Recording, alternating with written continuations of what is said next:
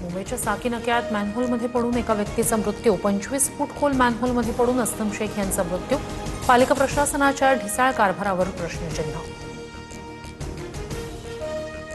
साकीनाका दुर्घटना प्रकरणात सहाय्यक आयुक्तांसह 4 अधिकारी निलंबित, तर कंत्राटदारावर गुन्हा दाखल. महापौर रितू तावडे यांची माहिती. भाजपचे मुंबई अध्यक्ष अमित साटम यांचा असंवेदनशीलतेचा कळस. जयंत पाटील यांना साकीनाक्याची दुर्घटना सांगताना साटम जोरानं हसले, तर वक्तव्याचा विपर्यास केला. साटम यांचं स्पष्टीकरण.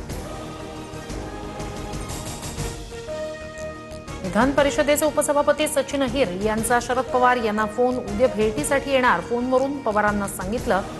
शरद पवार यांनी फोनवरून अहिर यांना दिल्या शुभेच्छा.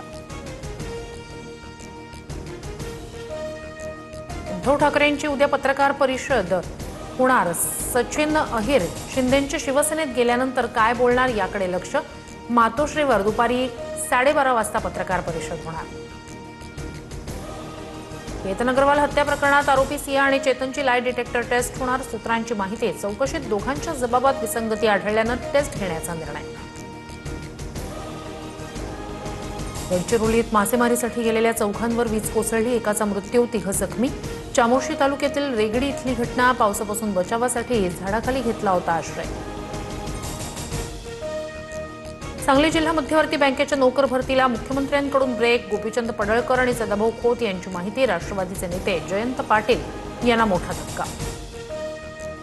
पीईटी पेपरफुटी प्रकरणात तपासाला वेग. पोलिसांकडून आणखी 3 अटक. बिहारच्या पाटणामधून 2, तर जम्मूतून 1 जण ताब्यात. अटकेतील आरोपींची संख्या आता 7 वर.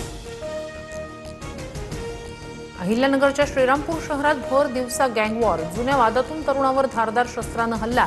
गोळीबार झाल्याची ही माहिती. आरोपींविरोधात गुन्हा दाखल.